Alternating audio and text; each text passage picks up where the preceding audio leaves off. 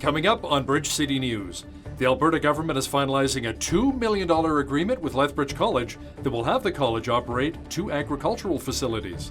There's been another COVID-19 case identified at a Lethbridge school. We have the details.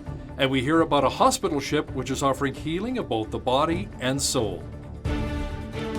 Your nation, your province, your southern Alberta.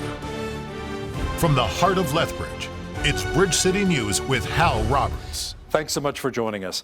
Lethbridge police are investigating after responding this morning to a report of a deceased person located in a park at the intersection of Scenic Drive South and Mayor McGrath Drive near Tourism Lethbridge. Upon investigation, police say the death is not considered to be suspicious in nature and an autopsy has been ordered to determine the cause of death. The city of Lethbridge is still struggling with the drug crisis. City officials say there is not only a fentanyl problem in our city, but meth as well. Lethbridge East MLA Nathan Neudorf says the province is helping as much as it can since the supervised consumption site was shut down at Arches. The numbers for the overdoses was from last quarter when the SCS was fully operating. So that's just showing that even with a fully operational multi-site facility, there's still opioid addiction and there's overdoses. So we have to have a more targeted approach, which is what we've brought in with the mobile site, with detox and intox, and 125 treatment beds to be brought online. Because if we don't move these people through the cycle to treatment and recovery, they get stuck in that hamster wheel of addiction. So I think our approach is prudent. And yes, it will take a little bit of time to build those beds, but we're working on that access right now, and that will work itself through the system in the next year or two. Lethbridge EMS say they responded to 14 overdose events requiring naloxone between September 1st and the 13th. The Holy Spirit Catholic School Division says it has another positive case of COVID-19 at St. Teresa of Calcutta School. That means there are now 2 cases at the school, which classifies it as an outbreak. Holy Spirit also has positive cases at Ecole, St. Mary, and St. Francis Junior High School. The superintendent of Lethbridge Public Schools, Dr. Cheryl Gilmore, said a new case has been identified as well at Senator Joyce Fairburn Middle School. All the schools are undergoing cleaning measures and other controls to reduce the risk of further transmission. The Lethbridge School Division confirmed a case of COVID-19 at Lethbridge Collegiate Institute. There are also active cases at Lakeview Elementary, Victoria Park High School, Ecole Agnes Davidson, and Fleetwood Baden.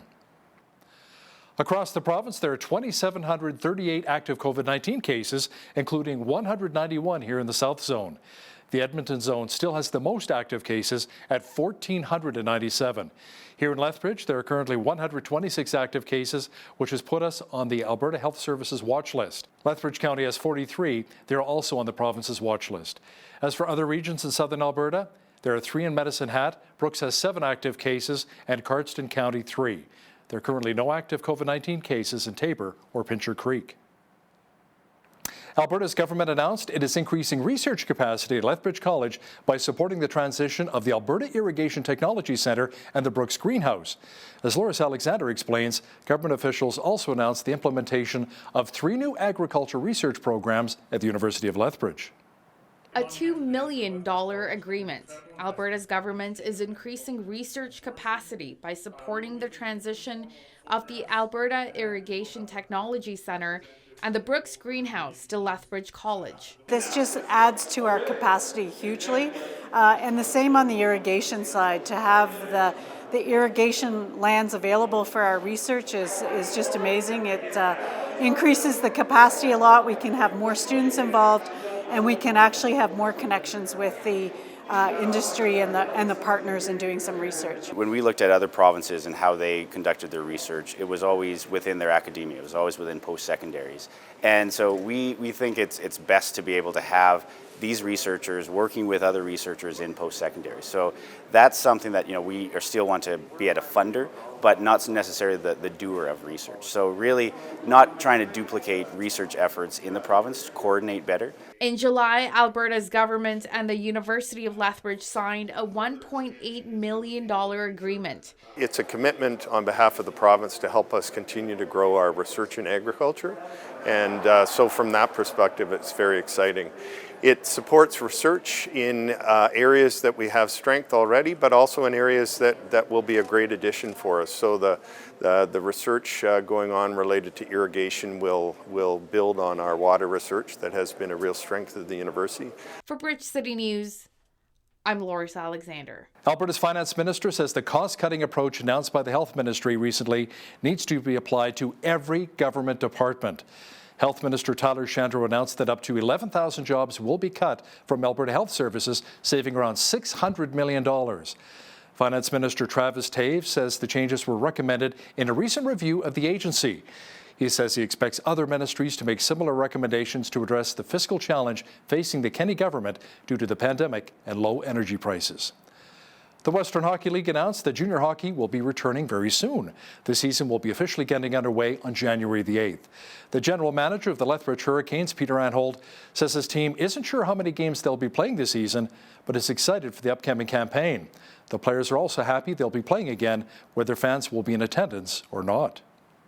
It'll obviously be a bit different, but as long as we get to play, I had no complaints. But fans would be great, but it's all about the hockey, so it wouldn't be too bad.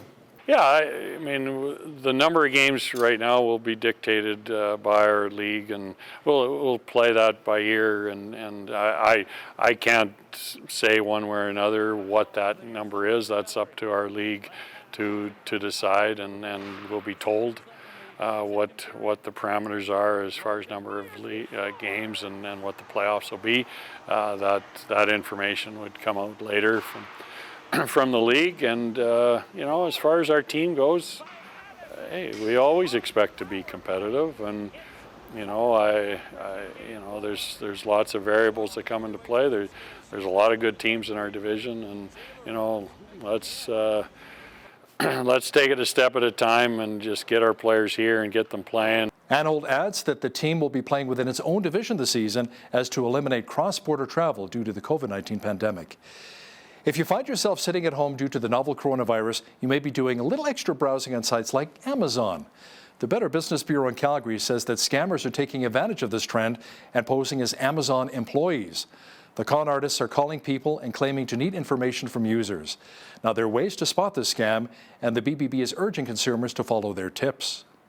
So it's not strange, it's not uncommon for some departments of Amazon to call consumers, but they will not ask you to verify or provide sensitive personal information.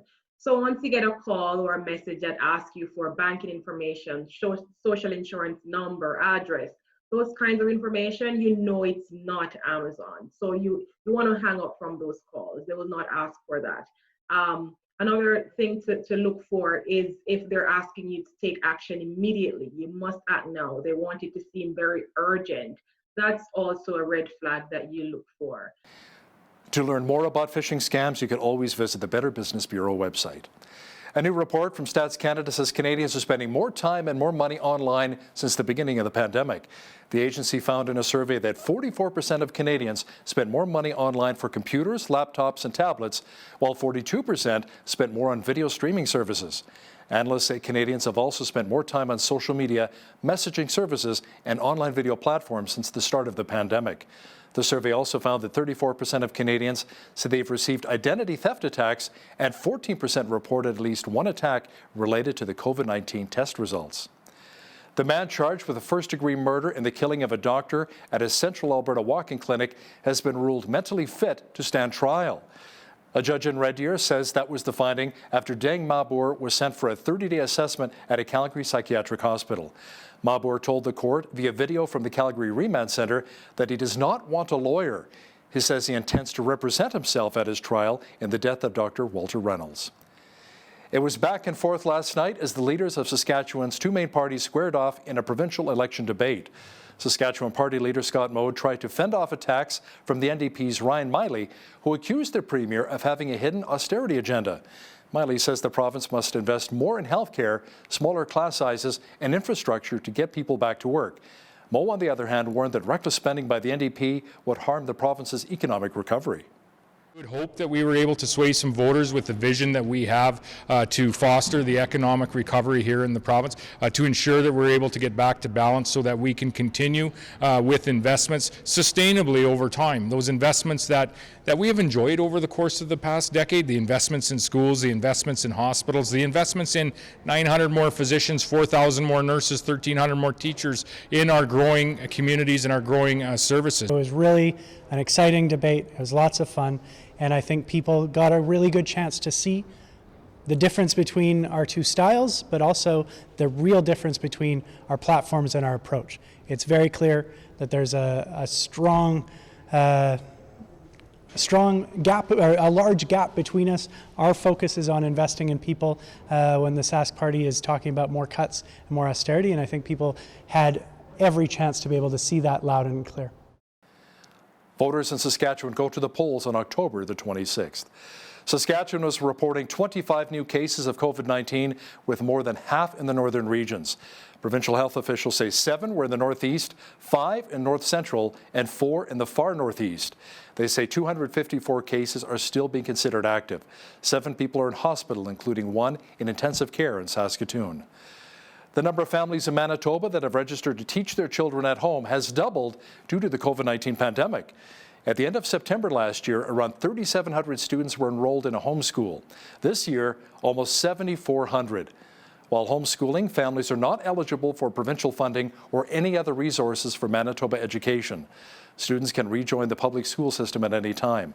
The province is reporting a record high of 146 new cases of COVID-19, breaking the total of 124 cases reported yesterday. Ontario is reporting 783 new COVID-19 cases today. The bulk of those are in the Toronto and Peel regions. The province is also reporting another 5 coronavirus-related deaths. Overall, the novel coronavirus is now blamed for the deaths of more than 3,000 people in Ontario. Across Canada, there have been almost 9,700 deaths related to the virus. Nationally, there have been 190,000 COVID-19 cases, but fortunately, 160,000 Canadians have recovered. When it comes to the Canadian government's stance on China, the mindset may be changing. That's according to political reporter Brian Lilley.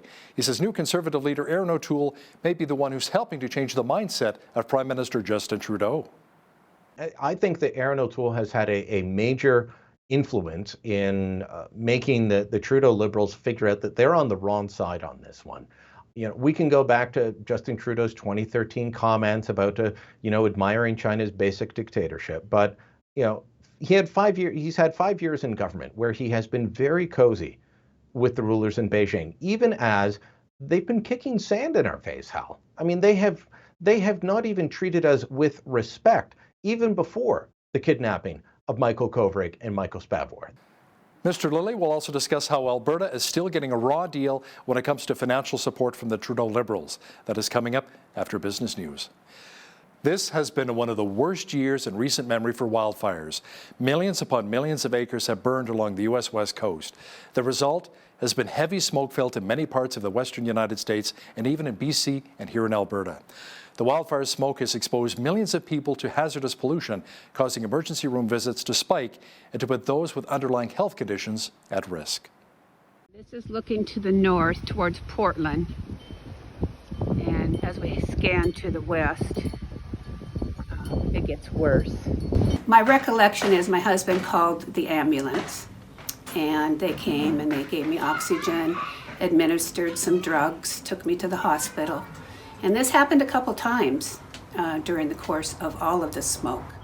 During the peak of the smoke, we saw 1 in 10 people walking into our emergency departments and urgent care centers complaining of asthma-like symptoms. That could be up to, double the number of people we would normally expect to see. What we're going to be doing now, going forward, is looking at what did those people get diagnosed with? What hospitalizations did we see? So we are expecting in a few months to be able to look at, and we unfortunately expect to see, increases in stroke, in heart, and in lung hospitalizations and deaths. My plan for the next smoke season, which I'm really thinking about, my husband and I have discussed different plans. We're watching the air quality very closely. I won't go outside if it's above 50. And besides the drugs, just using my air filter in the house, That's about all I can do right now. Unless it becomes too severe, we may have to move. Mercy Ships announced the arrival of Global Mercy. It is the world's largest charity hospital ship, capable of doubling the charity's surgical and training capacity. The ship will have 6 operating rooms and house over 600 volunteers from around the world. As we hear in this next story, the ship hopes to not only reach those in medical need, but also the lost. Mercy Ships has unveiled their newest vessel, the Global Mercy. It's the world's largest purpose-built charity hospital ship, capable of more than doubling the charity's surgical and training capacity.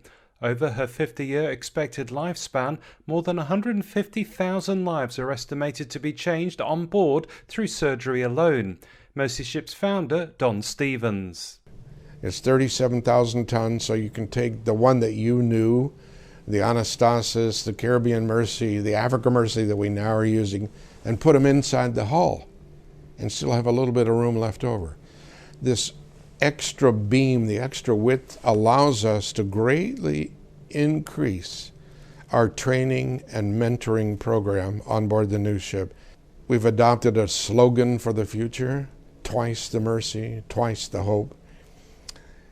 That's what we do. Mercy Ships brings hope and healing to the bottom billion, most of whom live in sub-Saharan Africa, with these hospital ships that will spend 10 months at a time in their port cities.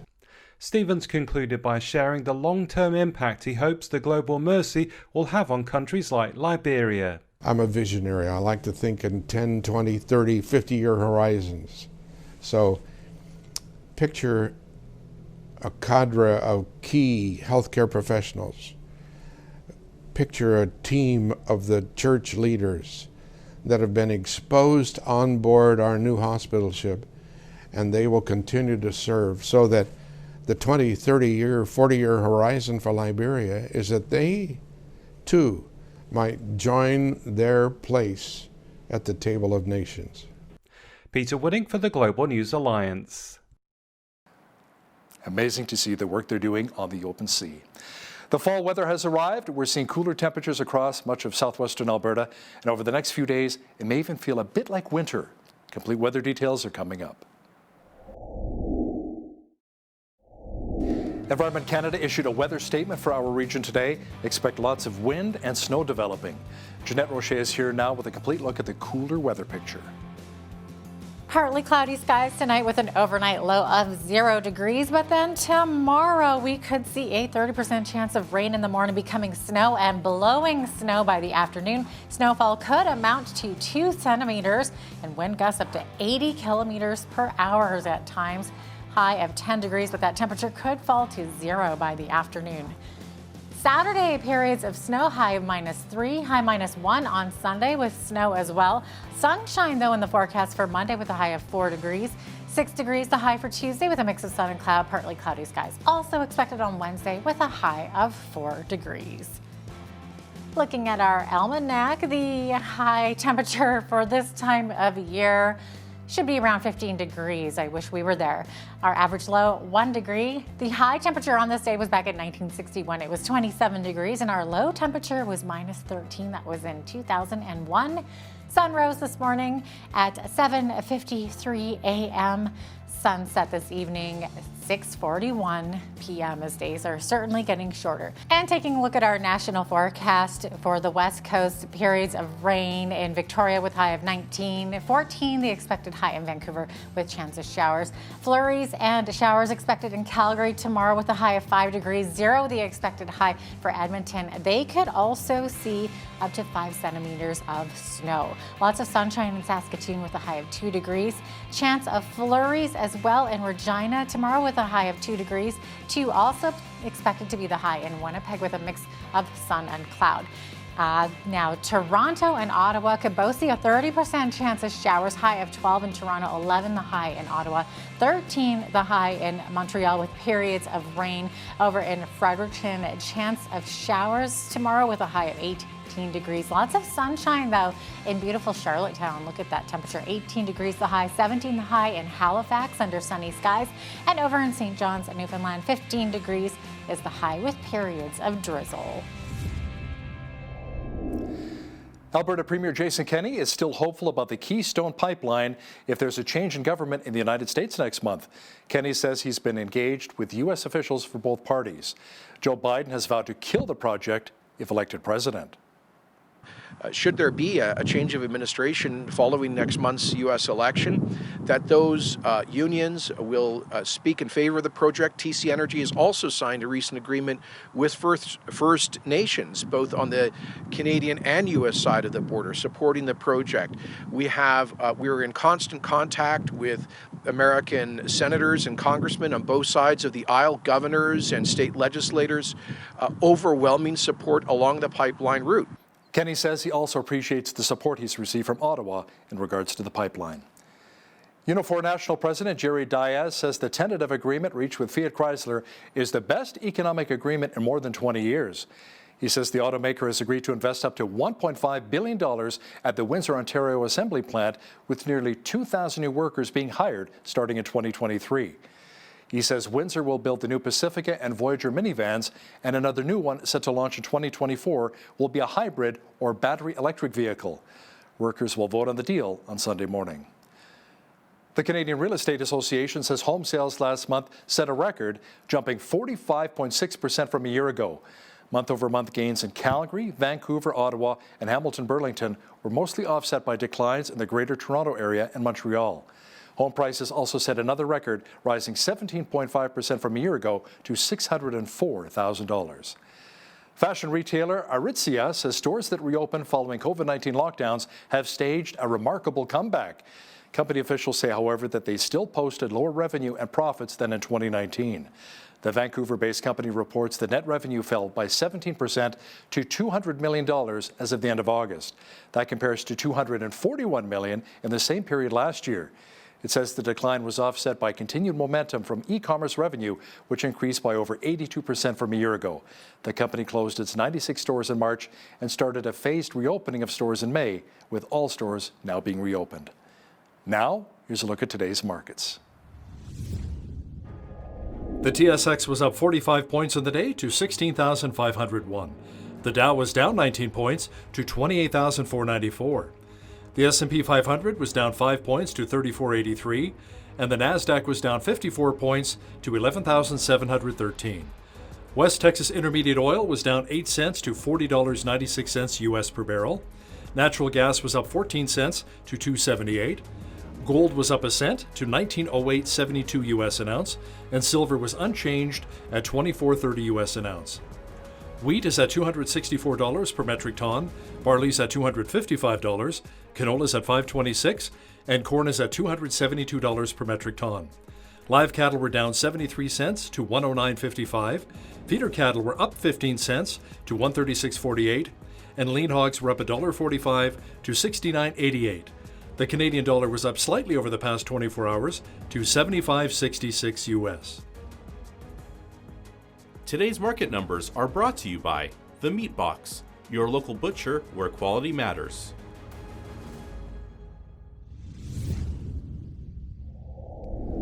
Recapping one of our top stories this hour, the Alberta government announced a couple of partnerships with Lethbridge College and the University of Lethbridge. One is a $2 million agreement with the college, which would see the post-secondary institution manage 200 acres and 3 pivots at the Alberta Irrigation Technology Centre. The Brooks Greenhouse will also be transferred our way. As for the U of L, the province signed a $1.8 million agreement, which will see 3 agriculture research programs transferred there. The university will also be provided with the financial capacity to recruit 3 new researchers. It appears as though that the Trudeau Liberals will be changing their stance on China. Now, that's according to political reporter Brian Lilly, and the main reason is Conservative leader Erin O'Toole. Mr. Lilly will have details next. But first, here's a look what's happening in and around your community. Here's your Bridge City News community calendar. Do you or someone you love have a gambling problem? Is it causing chaos to your life and relationships? Gamblers Anonymous holds weekly meetings on Tuesdays at 7 p.m. and Thursdays at 6 at 408 13th Street North. For more information, call 403-331-0822 or visit albertaga.net. Something new for anime fans. Every weekend, Nika Yuko Japanese Garden is hosting an Anime Saturday from 10 a.m. to 5 p.m. Watch videos on anime creation in the pavilion and learn fun trivia about your favorite anime characters. For more information, visit nikayuko.com. Go back in time and see what it was like to live as a pioneer. Coyote Flats Pioneer Village is a Western heritage museum located 1.5 kilometers south of Pitcher Butte. Walk through the village and see a railway station, post office, fire hall, school, and so much more. The museum is open daily from 9 a.m. to 4:30 p.m. with admission of $10 for adults or $20 per family. Mobility scooters are available to guests by donation. For more information, visit coyoteflats.org. And that's your Bridge City News Community Calendar. The ability to continue investigating the We Charity scandal has been shut down by the Trudeau Liberals. To talk more about it in greater detail is political reporter Brian Lilly joining me once again from Toronto. Now, Brian, the NDP say they did a better job of getting what they needed for Canadians, and there wasn't more information on the Trudeau family's involvement in the We Charity scandal, while the Tories are calling for a special committee on corruption. Tell me more about that. First I've got to say, Hal, mea culpa, mea maxima culpa. I gave the Liberals too much credit last week. You asked me about this, and I said, well, no, it's just this one committee looking at it, and others who will be able to look into it. And that's how it was being spun out by the various parties. You know, the NDP said, well, let's look at it the proper committees, not at this one. Let's, not the Procedure and House Affairs. Let's set it up, and we can look at it elsewhere. Now the NDP is consistently joining the Liberals in voting this down, and one of their MPs from British Columbia actually said on Twitter, well, we're just better at getting things that matter for Canadians, and you got played, kind of hinting at the fact that, well, wait a minute, so this is part of the deal that the NDP struck with the Liberals. Remember, the Liberals didn't bring in a full replacement for the CERB money-wise, and the NDP said, no, it's got to be higher, and you got to have a sickness benefit. These were two very easy changes that the Liberals could have made to get NDP support, but it seems that in exchange for those changes and that support, that the Liberals also said, and you are going to vote with us to shut down We committees. The Conservatives have come forward and said, look, if you want the Finance Committee to just focus on matters of finance and passing bills, that's fine. If you want the Ethics Committee to do that, we can do all of these things. Let's set up a special committee to do that. It's completely within the rules, but Prime Minister Justin Trudeau dismissed this, saying, oh no, my government is 100% focused on COVID-19. We know from his own actions, we know from the way he spent the past few months, that's not true, but it's a good attempt at political spin, I'd say. Brian, most Canadians seem to be on board with the ever-growing spending by the Liberals to deal with economic fallout from the COVID-19 pandemic. I think our debt is over $1.6 trillion right now. But many are apparently worried that the spending is going to areas that vote Liberal rather than to all Canadians. Yeah, they've got about 2/3 support. And when you start seeing that, 2/3 support for their spending, when you start seeing that, it tends to go across party lines. You could easily say, well, that's just the Liberals and the New Democrats, but that doesn't add up together. They have to have some members of the Bloc Québécois and some Conservative voters and probably some Greens and others. You've got people from across the various parties saying, okay, look, I may not love what the government's doing, but given the circumstances, this is the way it should be. And then, so that's up at like 67% saying that they support what the government's spending. And then you start to see a bit less support when it gets into, but are you concerned about the deficit? Yes, and maybe we should start pulling back a little bit. That's at about 62%. But then when it's asked, is the government looking after everyone? 51% in this Maru Blue poll said no.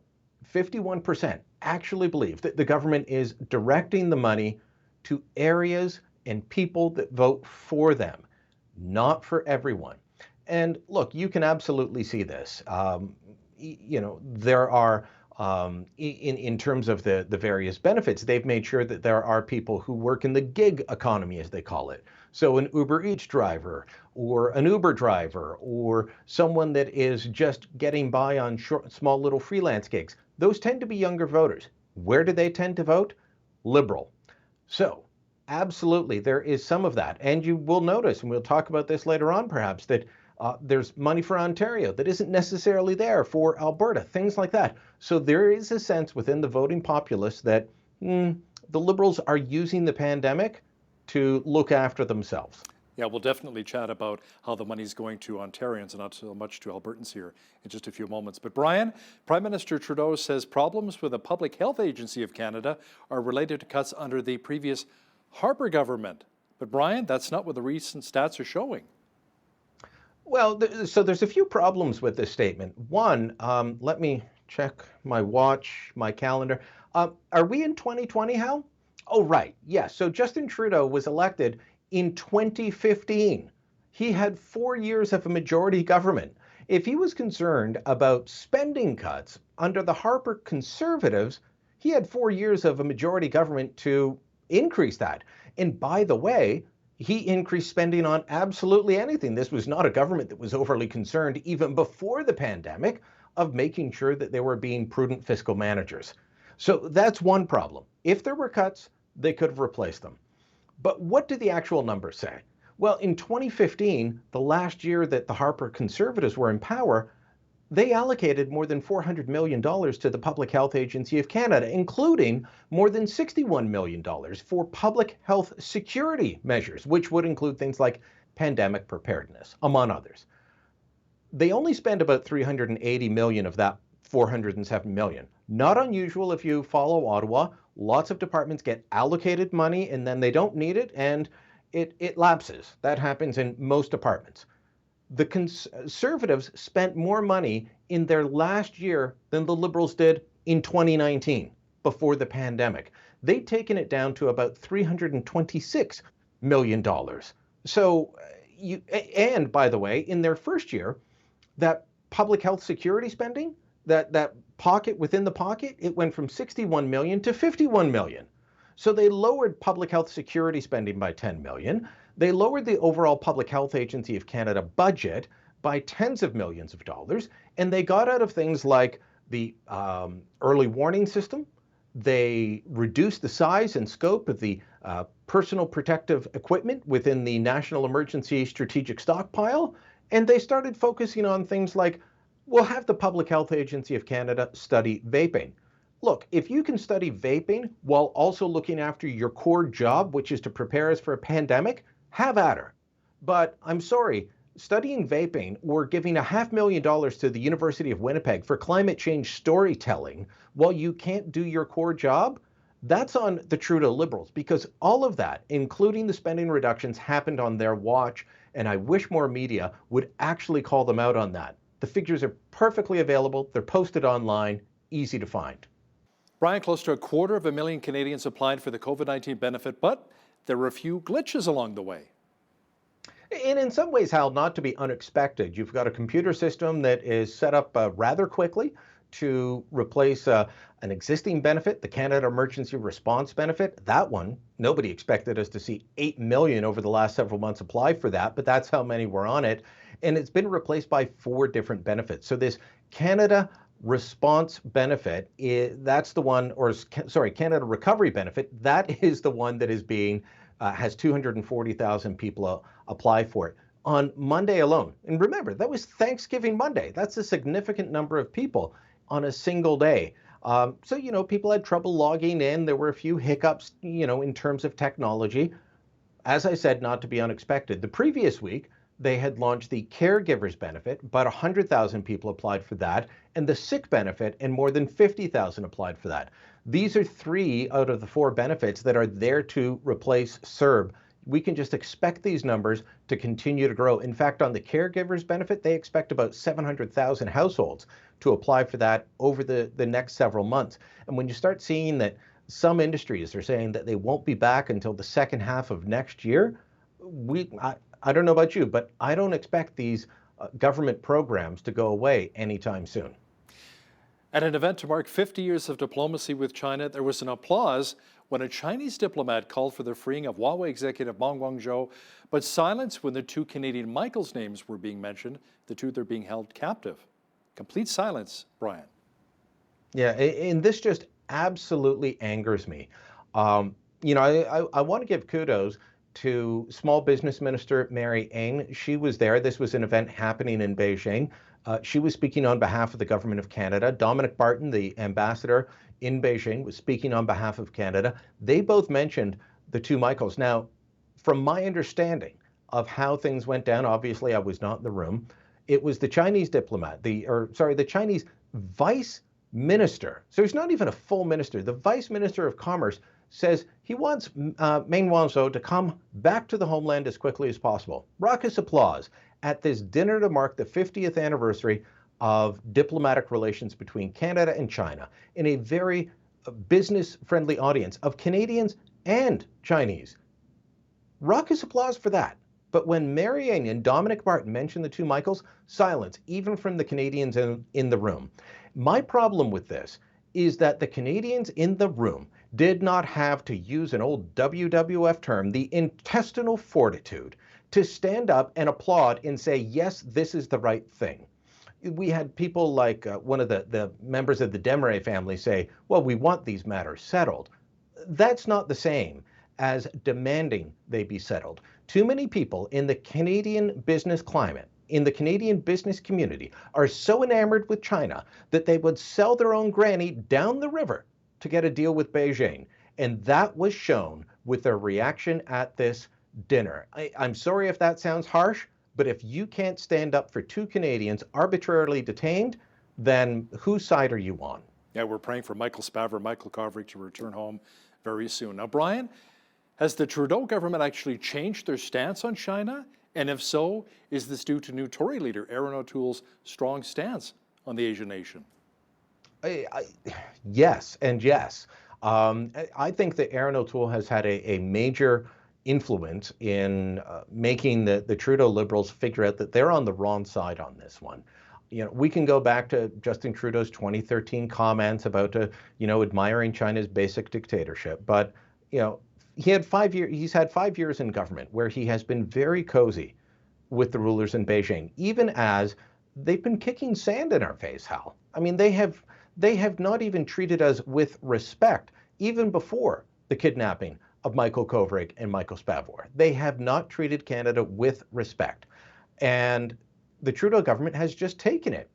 Well, finally, they're starting to push back a little bit. Canadian warship in the Straits of Taiwan, against Chinese wishes. Defense Minister Harjit Sajjan and Foreign Affairs Minister Francois-Philippe Champagne making comments that we've got to get tougher on China, the Prime Minister doing the same. I think all of this is in reaction to Erin O'Toole, who has taken a strong stand against China. And you can say, well, that's just conservatives. Only conservatives think that way. No, 73% of Canadians actually take a less than favorable view of China. That is dramatic change over the past couple of years. That is not some kind of xenophobia. That is a direct response to the treatment of Canada at the hands of the rulers in Beijing.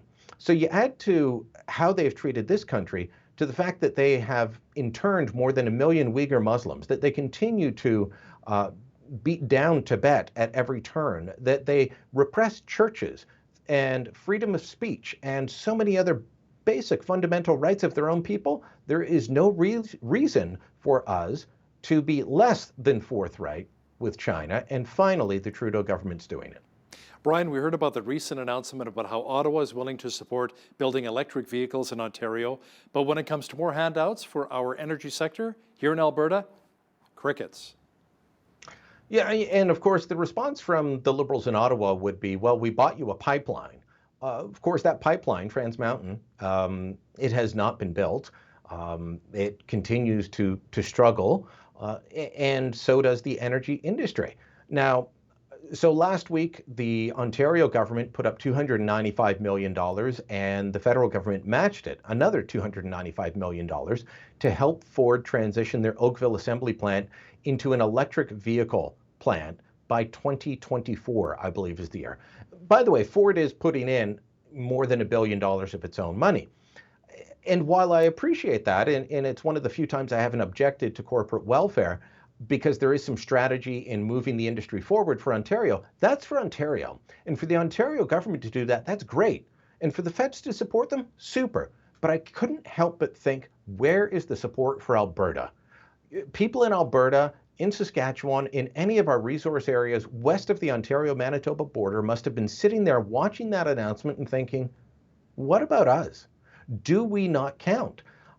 These are the types of small actions, or what may seem like small actions to some, that help drive support for movements like Wexit. I understand the sentiment behind Wexit, but as a proud Canadian who wants the entire country to stay united, I do not and cannot support it. But this will not help.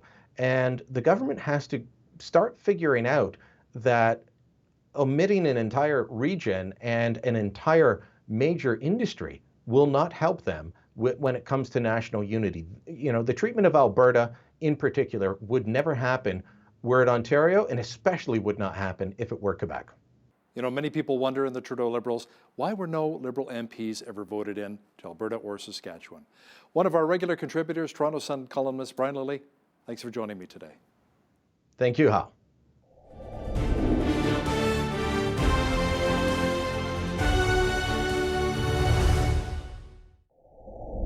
In the last federal election, where Prime Minister Justin Trudeau won with a minority government, there was and still is talk about how the Western provinces felt alienated. The feeling has given rise to the new federal party called Maverick Party, formerly known as Wexit Canada. It's a Canadian federal political party. It advocates for the secession of Western Canada, including Alberta, BC, Saskatchewan, and Manitoba. And joining me now is the interim leader and former Conservative House leader, Jay Hill. Welcome to BCN, Jay. Well, it's a pleasure to be here, Hal. Now, Jay, you retired from politics 10 years ago, a decade ago. Why jump back into the fire now? Well, as I said when I was interviewed shortly after I've taken this step back the end of June, so 3 months ago, it really is because of my grandchildren. I'm fortunate to have 3 grandchildren now, and increasingly I'm concerned about the future that is going to be facing them very shortly. So tell our little viewers about Jay Hill, outside of the fact that you were the former leader of the House of Commons, a former Minister of State. You're also, what, a farmer, right? I was, yes. I farmed for 19 years prior to getting into federal politics with my father and one brother. Ultimately, we took over the farm from my father, and then I sold my half of the farm to my brother after it was clear I was going to be in politics for quite some time. I still go up to Fort St. John up in the BC Peace region and help my brother in the spring and fall, keep my hand in, as it were, with agriculture. So, Jay, why do you believe there's such a need for the Maverick Party? What are some of the frustrations you're hearing from Western Canadians? Well, it's not only the frustrations and concerns that I hear, Hal, but it's based upon my 17 years as a member of Parliament, trying my best to represent the constituents of northeastern British Columbia. It became clear over the years that no matter how strong a voice and how big a contingent of a caucus that Conservatives elected, regardless of the banner. Originally, I was with the Reform Party. I was elected a couple times with Canadian Alliance, and then the last couple times as a Conservative. And that's when I served in cabinet with Prime Minister Stephen Harper. So it was very clear to me, or became clear, that no matter who we sent or how many we sent, the West sent to Ottawa, any party that wanted to gain office as the government of Canada and remain in office had to appease those voters in central Canada, because that's where the most seats are. And so that's a huge challenge for any leader, including Aaron O'Toole now, to not fall prey to that, because if he wants to win, he has to ensure that his message is something that will resonate with Toronto, Montreal, Ottawa, and parts of Quebec. Now, Alberta Premier Jason Kenney has already gone on record saying he's not interested in talking about separation whatsoever. How do you respond to that?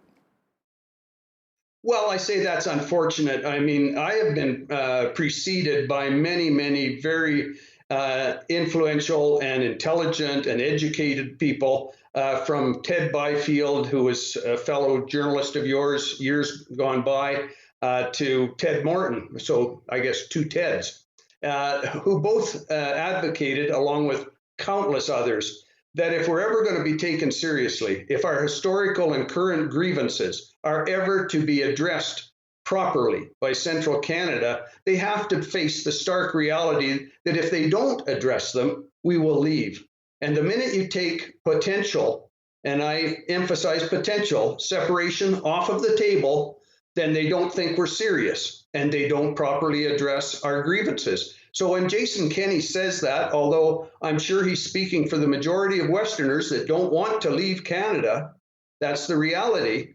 When he says that, when he takes any potential for independence off the table, he dramatically weakens our argument. Jay, in the last federal election, the Liberals were shut out of Alberta and Saskatchewan. Why do you think that was?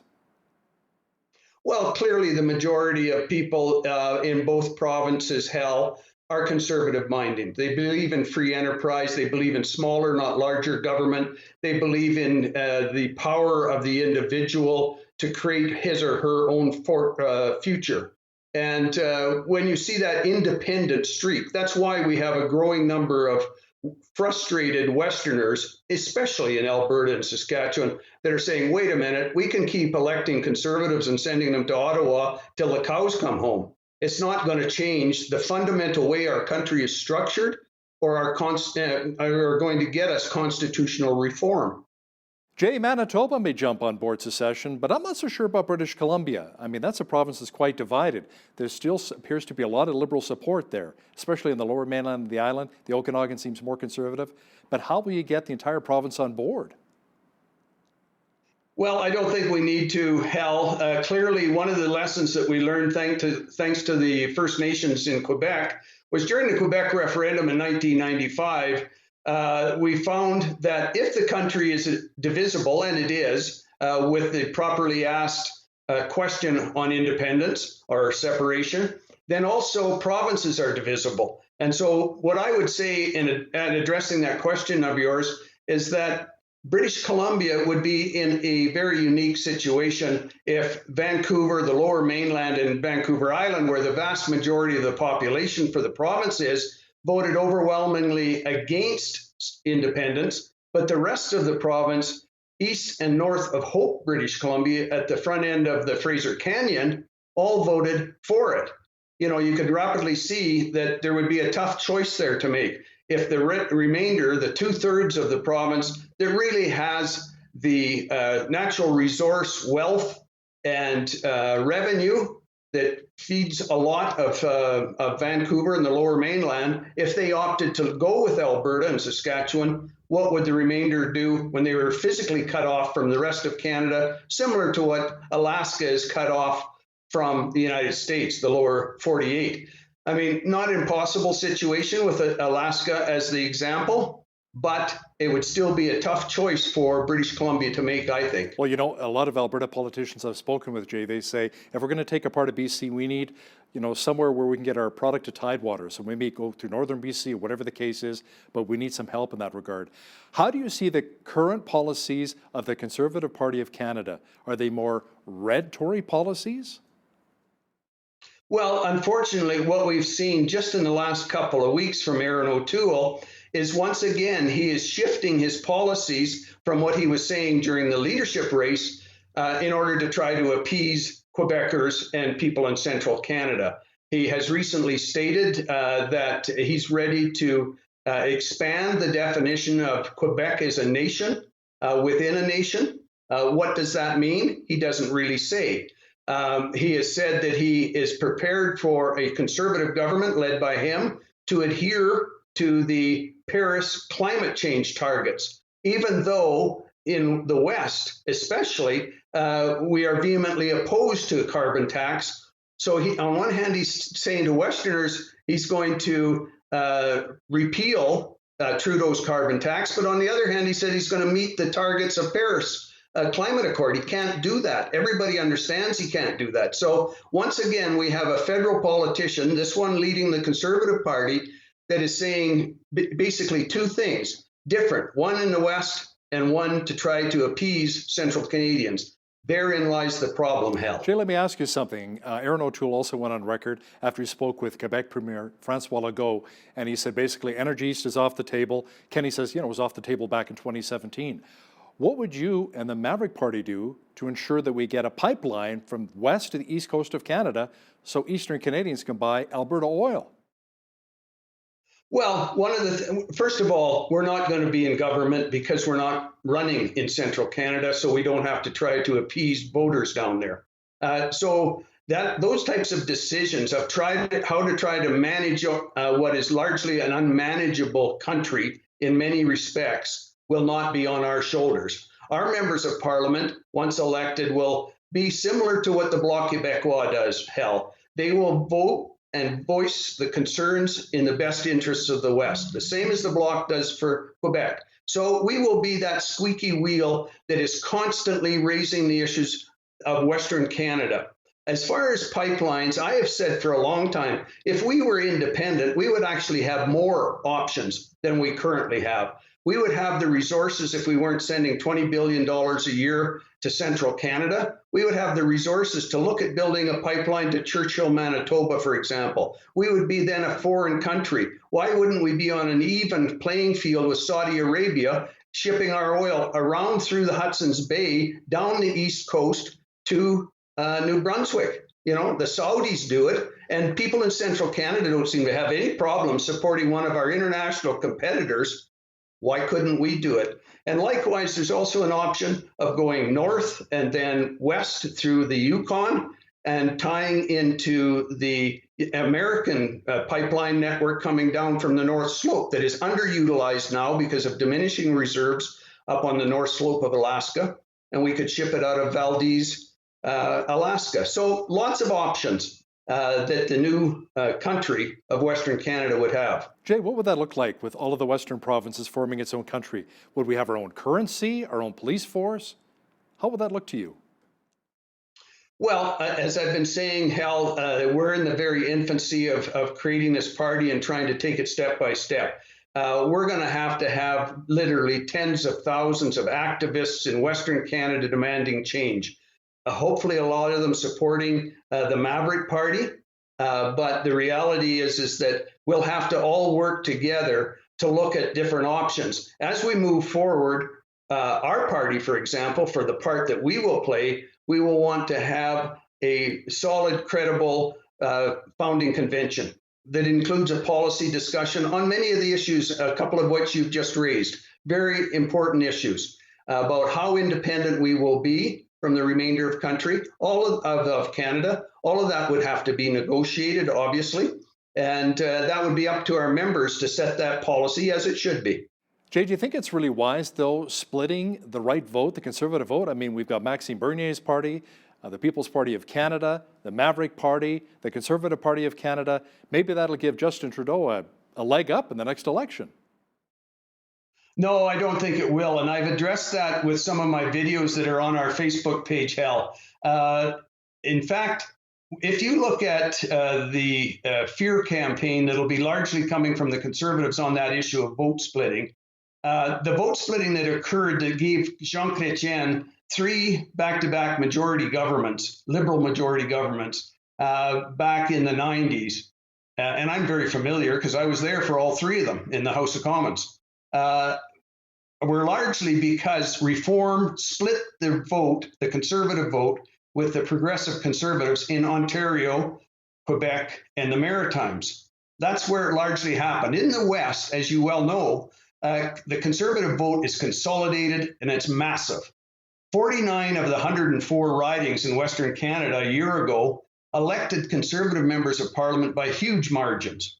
If we run in those ridings, and there's no decision yet as to how many ridings we will be able to run in because of our infancy, because of COVID, because of all of the challenges facing a new party. But if we ran even in all 49 of those, it would be virtually impossible to elect anyone other than either a Conservative or a Maverick. So the choice will be clear to constituents in those ridings, largely in rural Alberta, Saskatchewan, and British Columbia, to either elect a Conservative, mostly they're Conservative incumbents, or a Maverick candidate. So Jay, at the end of the day, what's the ultimate goal for the Maverick Party? Is the goal similar to the Bloc Québécois, which only stands for the interests of Quebec? So you're just going to be looking at the interests of BC, Alberta, Saskatchewan, and Manitoba? That's correct. Obviously, we will also support where it's in the best interest of all of Canada, where it doesn't discriminate against the West. So bills like C-48, the anti-tanker bill, Bill C-69, gun legislation that indiscriminately attacks law-abiding, legitimate gun owners, many of which are in the West. Obviously, those types of legislation, will be fought viciously by maverick members of Parliament as we stand up for the West. If there's legislation or a budget, for example, with a Conservative government that's putting forward positions and legislation that's good for all of the country, but also good for the West, of course, we will work with the Conservatives and vote for it. Now, if we have an early election, Jay, are you confident you'll have enough MPs to run? I'm not. Obviously, if we have an unnecessary election this fall on the throne speech or an upcoming budget at some point this fall, we will do the best we can. That's our commitment to our members. And we will try to ensure we have credible, quality candidates running. So we're not interested in running in all 104 ridings just to have a name on the ballot. We would be more interested in having a few dozen of very quality candidates that can carry our message through the campaign. So, Jay, any chance that they'll remove the interim tag, from leader for the Maverick Party for yourself? Do you want to stay on long term? No, not at all. I put 17 years into this. As I said at the outset of our interview, Hal, I stepped forward because of my grandchildren. A lot of people can relate to that. I was quite comfortable in my retirement. But I really came to the realization, as so many Westerners have, that I could sit back comfortably. What's happening to Canada is not going to dramatically affect the remainder of my life, however long that is. But I didn't want to be on my deathbed looking into the eyes of my grandchildren and think I could have tried to do something and didn't. And that's really what's motivating me and so many others. Jay Hill, interim leader for the Maverick Party. Thanks for your time today. Thank you, Hal. On behalf of all of us here at Bridge City News, I'm Hal Roberts. God bless and thanks so much for watching.